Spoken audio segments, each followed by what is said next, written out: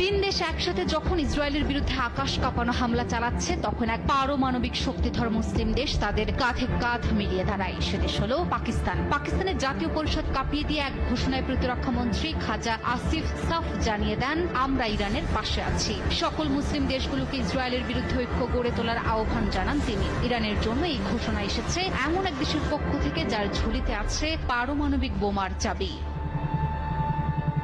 শুধু তারাই নয়, এবার আরেক মুসলিম দেশ তুরস্কের প্রেসিডেন্ট রিসেপ তাইয়েপ এরদোয়ান রেগে আগুন। ফোন দিলেন আরেক মুসলিম দেশ সৌদি আরবে। সৌদি আরবের যুবরাজ মোহাম্মদ বিন সালমানের সাথে ফোন আলাপে বললেন, আঞ্চলিক স্থিতিশীলতার জন্য সবচেয়ে বড় হুমকি বেনিয়ামিন নেতানিয়াহুর ইসরায়েল। এরদোয়ান বলেন, চলমান উত্তেজনা কমাতে ইসরায়েলকে অবশ্যই থামাতে হবে। তারই ফোন আলাপ বলে দিচ্ছে যেন গোটা মুসলিম উম্মার একসাথে হেঁটে চলা।